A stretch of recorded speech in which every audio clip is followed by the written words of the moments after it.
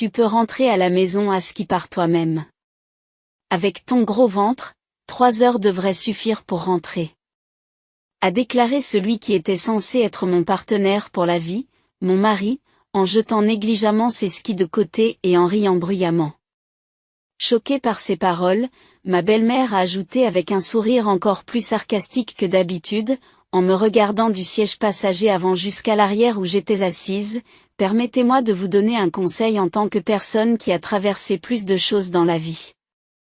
Même les femmes enceintes ont besoin de faire de l'exercice pour accoucher facilement. » Nous étions près d'une station de ski, à environ 2 heures de route de la ville où nous vivons. Toute la région était un monde scintillant et argenté. Se pourrait-il que ces deux-là aient eu l'intention de me laisser ici, enceinte de 7 mois? Ou s'attendaient-ils à ce que je les supplie de me pardonner et que je leur demande de l'aide, en larmes? D'accord.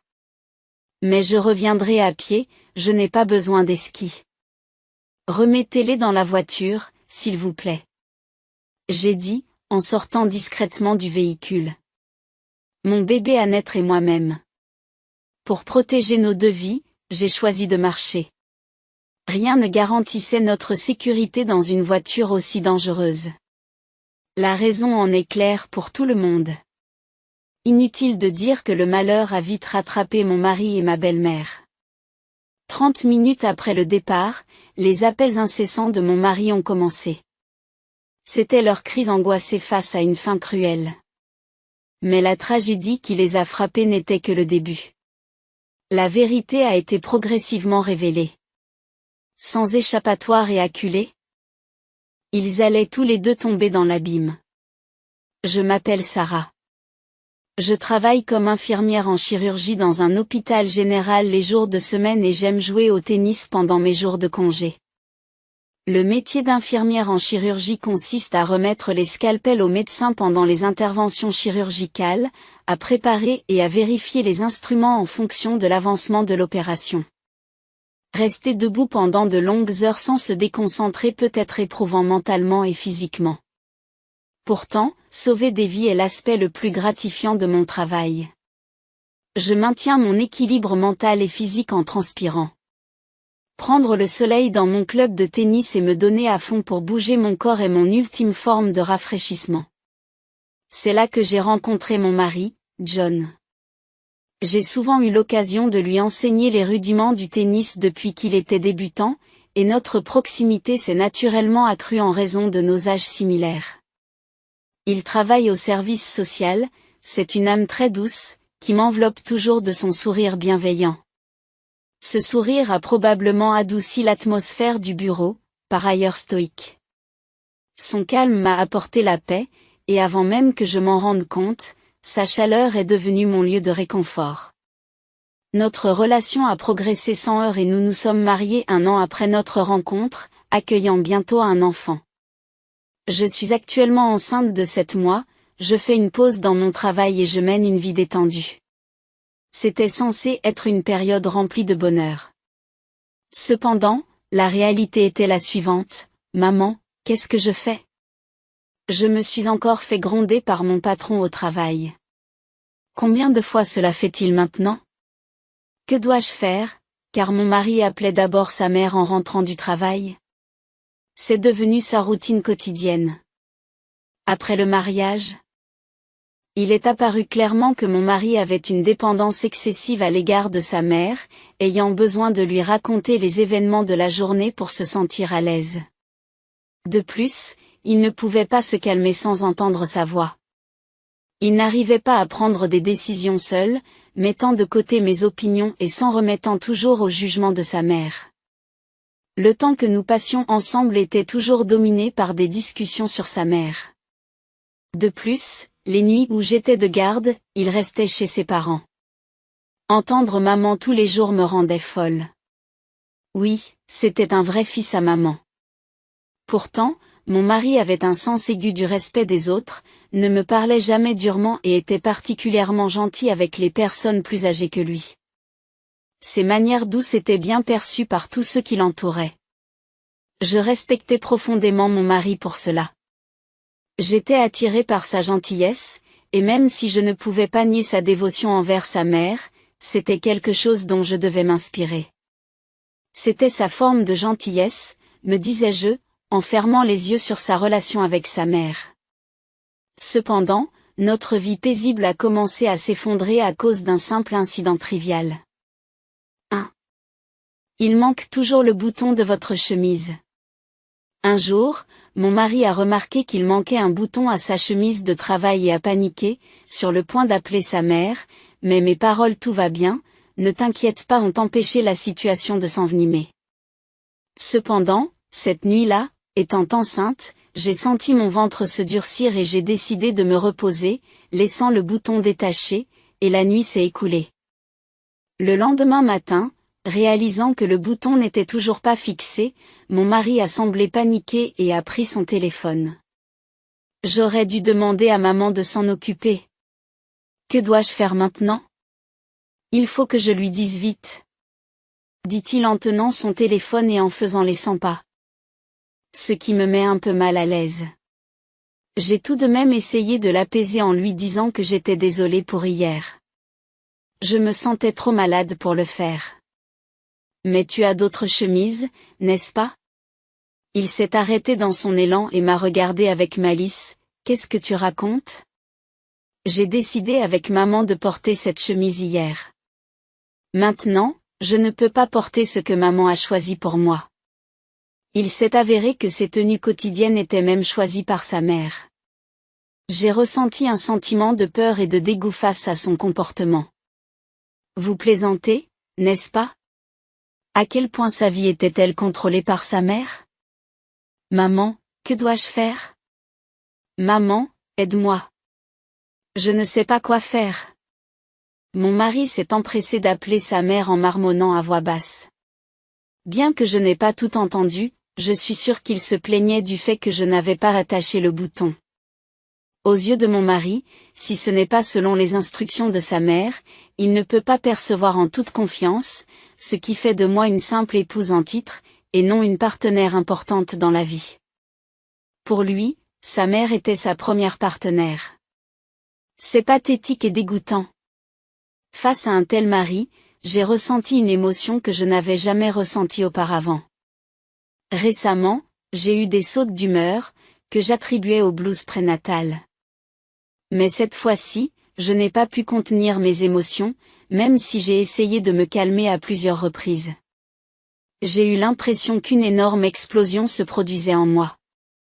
Ça suffit. C'est flippant, toujours maman. Tu es un adulte, pense par toi-même. Tu es sur le point d'être père, arrête de compter sur tes parents pour tout.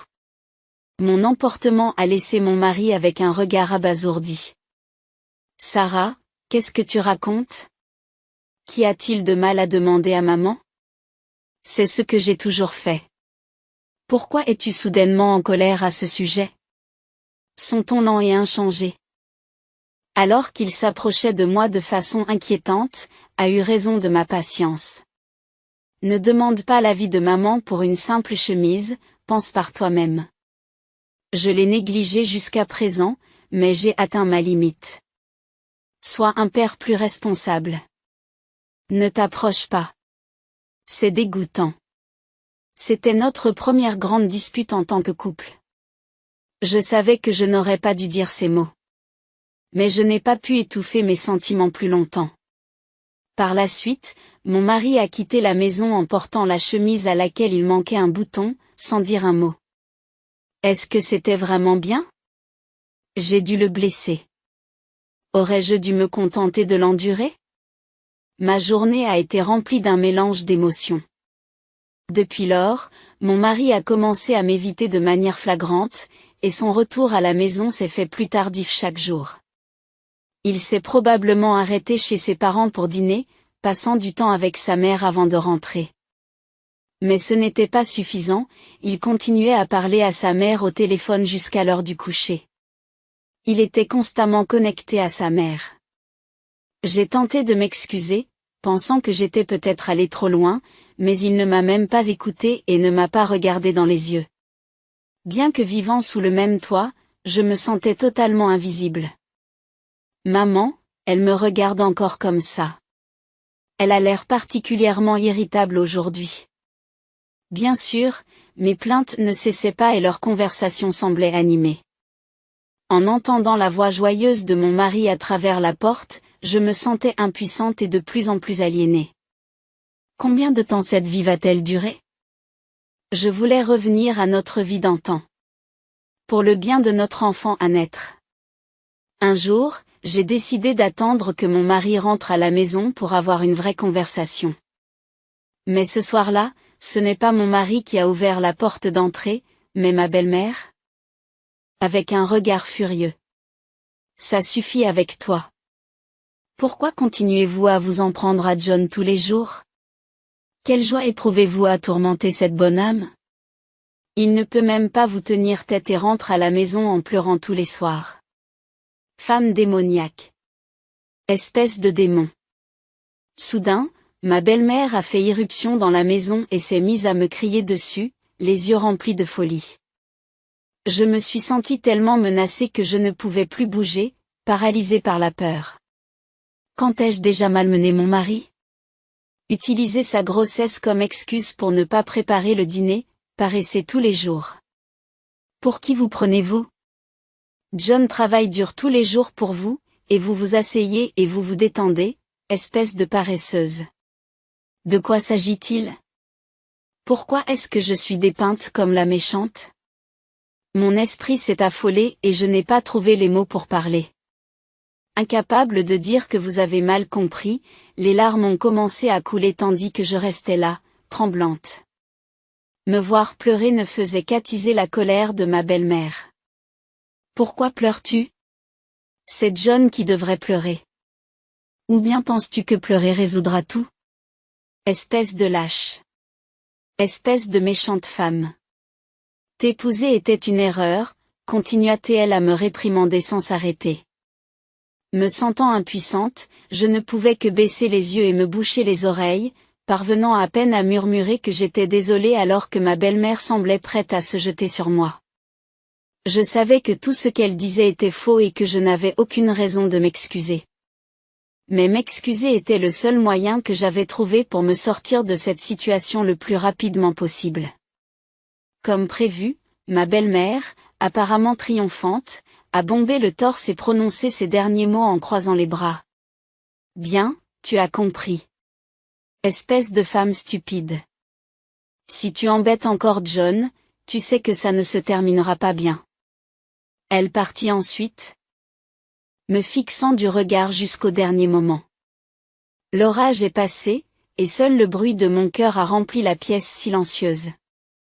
La dépendance de John à l'égard de sa mère s'intensifia et bientôt, il commença à passer tout son temps chez ses parents, à l'exception des week-ends. Même lorsqu'il rentrait à la maison le week-end, c'était uniquement pour aller chercher des vêtements et des objets de première nécessité, et il ne restait guère plus d'une heure. Pendant cette période, nous nous parlions à peine. Un samedi matin, alors que je commençais à me demander s'il y avait une raison de rester ensemble dans ces circonstances, mon mari est soudain apparu à la porte. Je suis venu te chercher. Je suis venu te chercher. Partons en voyage tout de suite, m'a-t-il dit. Confuse, je me suis dirigée vers l'entrée. Ces derniers temps, ça ne va pas fort entre nous. Tu as l'air d'y avoir réfléchi, alors je suis prête à te pardonner. Ce n'est pas bon pour le bébé dans ton ventre si nous continuons dans cette ambiance, alors prenons un nouveau départ et allons skier. Ces paroles, prononcées avec un sourire qui rappelle le bon vieux temps, me surprennent. Quoi? Le ski. Tu n'as jamais skié, n'est-ce pas? Et avec mon ventre de presque 9 mois, je ne peux pas skier, j'étais déstabilisée par sa suggestion bizarre. Bien que j'apprécie sa tentative de briser la glace entre nous, pourquoi le ski? Mon mari, ignorant ma réticence, a insisté, il y a une station de ski à environ 2 heures de route. Un senior au travail m'en a parlé. C'est facile d'accès et il y a même un cours pour débutants où Sarah, enceinte, peut skier en toute sécurité. Tout est préparé. Tu n'as pas à t'inquiéter de quoi que ce soit. Allons-y. Il prit mon manteau, me tira avec force par la main et me conduisit jusqu'à la voiture garée à l'extérieur. Entre le désir de croire aux intentions de mon mari pour notre enfant à naître et la méfiance à l'égard du ski, je me suis assise à l'arrière de la voiture et nous sommes partis. Notre prochain arrêt était la maison de ses parents. Ma belle-mère, bien préparée, nous a fait signe avec un sourire. Elle nous accompagnait ? Pour notre voyage en couple ? Ou y avait-il un autre plan ? Alors qu'ils discutaient tous les deux, ignorant ma confusion, ma belle-mère est montée dans la voiture, s'est tournée vers moi avec un sourire et m'a dit « Sarah, je suis contente que tu puisses te joindre à nous. Profitons du ski ensemble. » S'agissait-il d'un piège ? Et puis la voiture s'est remise en route. C'était la première fois que John conduisait dans la neige. Pouvait-il vraiment s'en sortir ? Et cette voiture ? Mon inquiétude ne faisait que croître. Ils semblaient tous les deux de bonne humeur tout au long du trajet, ce qui ne faisait qu'accroître mon inquiétude. Qu'est-ce qu'ils préparent ? J'avais les mains moites à force de les serrer. Nous arrivons bientôt. Arrêtons-nous par ici, dit John en arrêtant brusquement la voiture. Nous étions près d'une station de ski, sur une route de montagne enneigée, entourée d'un monde blanc et scintillant. Le temps était clair et la neige étincelait comme un joyau sous les rayons du soleil. Pourtant, cette beauté ne faisait qu'accroître mon anxiété. Sors de là. Tiens, je te prête les skis, dit-il en se levant du siège du conducteur et en sortant des skis du coffre. Qu'est-ce que tu veux dire par sortir d'ici ? La station de ski n'est-elle pas encore plus loin ? J'étais complètement abasourdi par la situation. Je n'arrivais pas à comprendre pourquoi on me déposait dans un tel endroit. Ce genre de harcèlement n'est pas le fait d'une personne dotée d'une conscience. De plus, je portais une vie précieuse dans mon ventre. C'est alors que ma belle-mère, qui avait radicalement changé d'attitude, s'est retournée et m'a adressé un sourire sinistre. Tu sais, j'ai eu beau te gronder, tu n'as montré aucun signe de réflexion. Au contraire, ton attitude n'a fait qu'empirer. Bien que je t'ai dit de ne pas brutaliser John, tu continues à le harceler tous les jours, à le rendre malheureux et triste. Trouvez-vous cela amusant ? Je ne comprenais pas ce qu'elle voulait dire. Que avais-je fait à mon mari ? Vous vous énervez facilement, vous feriez bien de vous rafraîchir la tête dans un endroit comme celui-ci. Dit-elle en éclatant de rire. D'ailleurs, tu t'es prévalu de ta grossesse pour paresser à la maison, n'est-ce pas ? Laissez-moi vous donner un conseil en tant que personne ayant vécu un peu plus longtemps. Les femmes enceintes ont besoin de faire de l'exercice pour accoucher facilement. Elle a ajouté, son rire inquiétant emplissant la voiture. Mon mari s'est joint à l'assaut de ma belle-mère. Tu peux rentrer à la maison à ski toute seule à partir d'ici. Avec ton gros ventre, 3 heures devraient suffire pour rentrer. Qu'est-ce que ces deux-là attendaient de moi ? Pensaient-ils que si je m'excusais et les suppliais, leur demande serait satisfaite ? Ou bien avaient-ils sérieusement l'intention de m'abandonner, moi et la vie qui m'habite, quelles que soient leurs intentions ? Quelles que soient leurs raisons, leurs actes étaient inexcusables. J'étais déterminée à protéger l'enfant dans mon ventre. De plus, cette voiture ne pourrait pas continuer longtemps sur la route de plus en plus enneigée et verglacée. D'accord.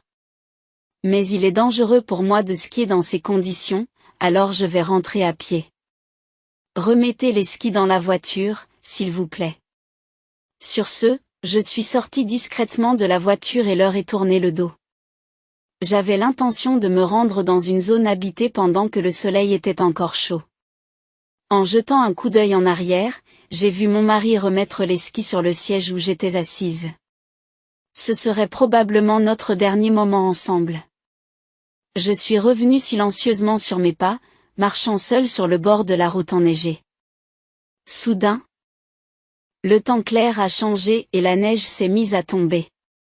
En levant les yeux, le ciel s'est rapidement couvert de sombres nuages de neige, apportant des chutes de neige qui se sont rapidement transformées en un blizzard féroce. Je ne pouvais rien voir devant moi. La neige en furie obscurcissait ma vision et je ne savais même plus où je marchais. Accablé par la peur et le froid, mes jambes ont cessé de bouger.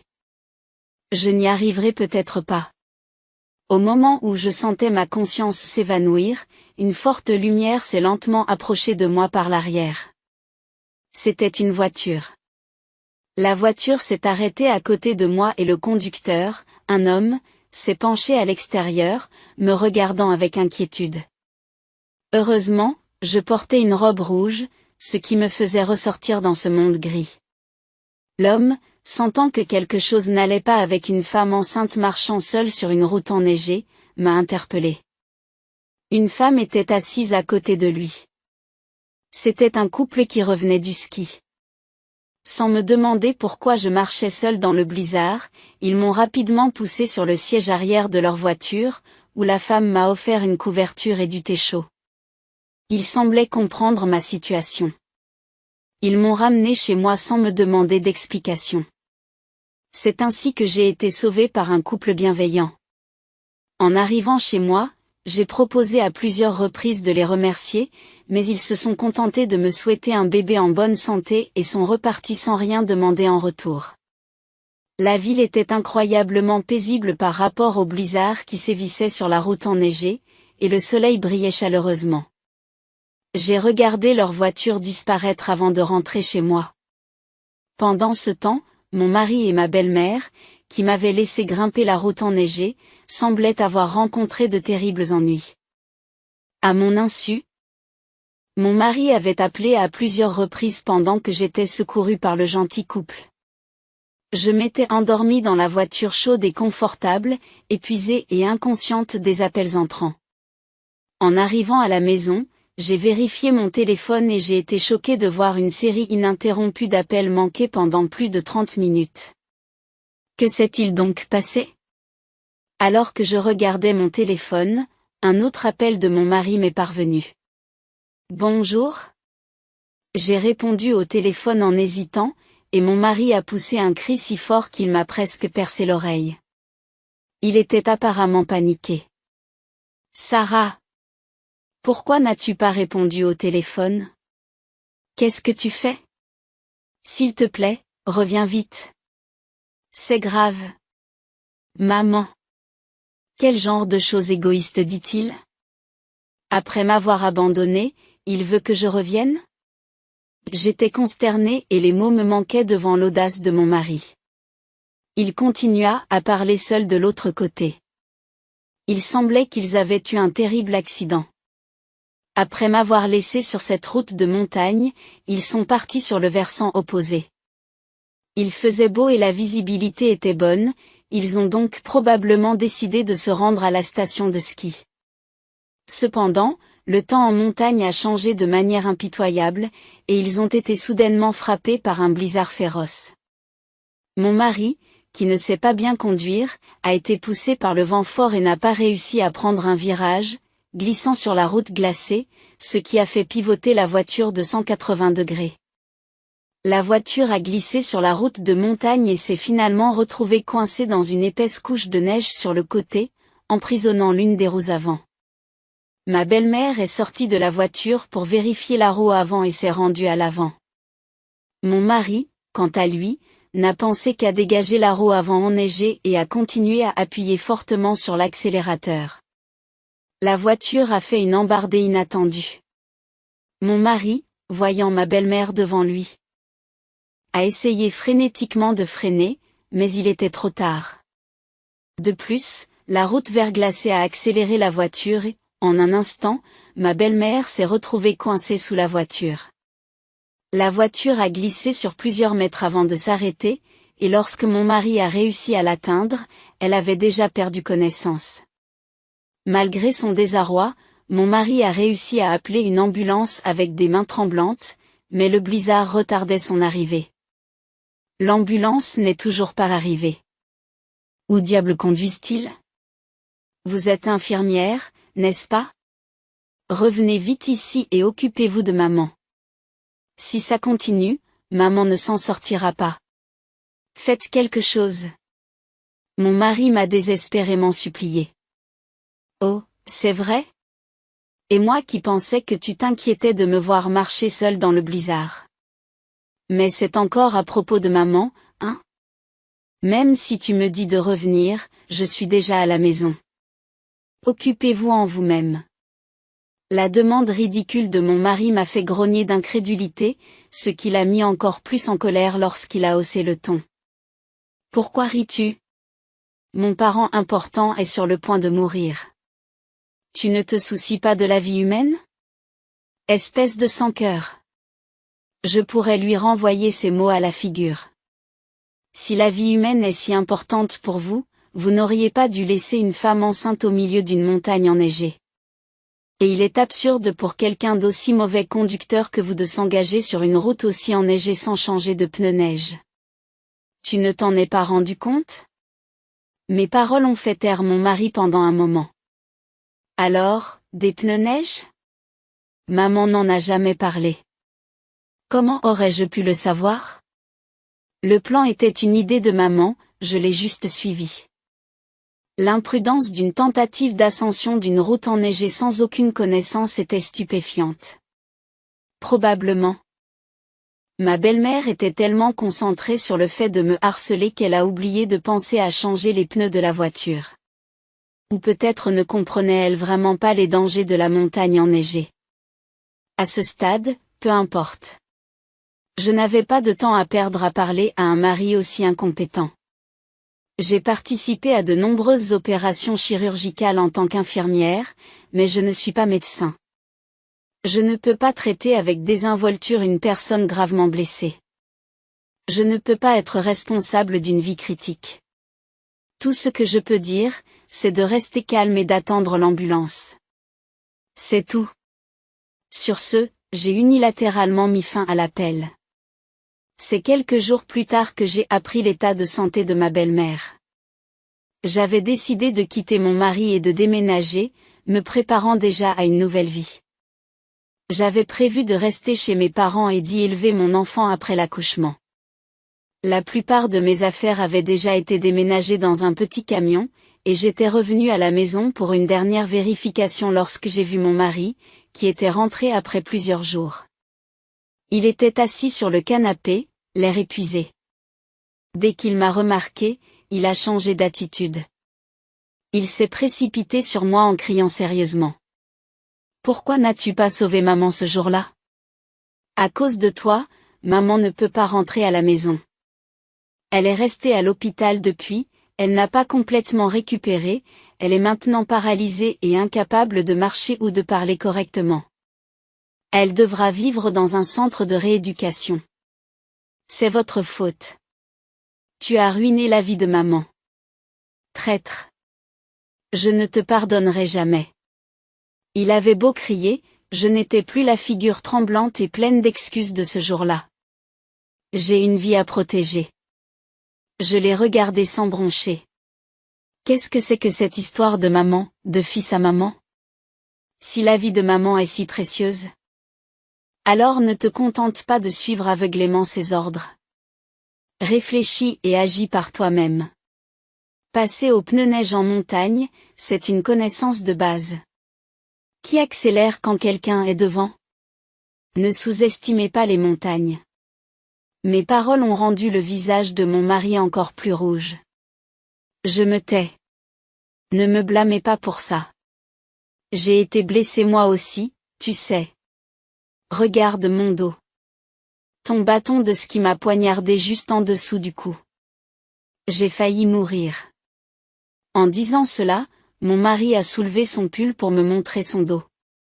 En effet, il y avait une cicatrice douloureuse. Cela s'est produit parce que vous avez négligemment remis les skis sur la banquette arrière au lieu de les attacher correctement dans le coffre. Cet accident aurait pu être évité si vous l'aviez fait. C'est ce que j'ai dit. C'est votre faute et celle de votre mère pour avoir sous-estimé la montagne. Et j'ai une vie à protéger. Tu as négligé cette vie précieuse en me laissant dans le froid glacial. Tu n'es ni un père ni rien de tel pour personne. Sur ce, je lance à mon mari les papiers de divorce préparés. À partir de maintenant, tu peux passer ta vie à t'occuper de ta précieuse maman et t'amuser à vivre juste tous les deux. Je continuerai à m'occuper de l'enfant que j'ai dans le ventre. Arrêtons là. Mon mari m'a arraché les papiers du divorce et les a jetés. La combinaison de la paralysie de sa mère, de notre divorce, de ses propres blessures et de divers autres problèmes l'avait probablement accablé, le poussant à réagir de manière irrationnelle. Il a continué à prononcer des mots décousus, à me blâmer et à fuir la réalité, ce qui rendait impossible toute conversation sérieuse. Nous ne pouvons pas régler cela maintenant. Passons par des avocats à partir de maintenant. Sur ce, je me suis dirigé vers la porte. Je n'avais aucune raison de rester dans cette maison plus longtemps. Soudain, la porte s'est ouverte et deux hommes inconnus sont entrés dans la maison.